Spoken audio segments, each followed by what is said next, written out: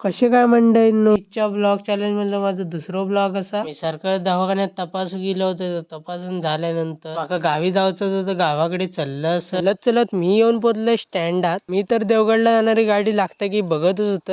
मी नंतर कणकवली देवगड गाडीत चढलोय.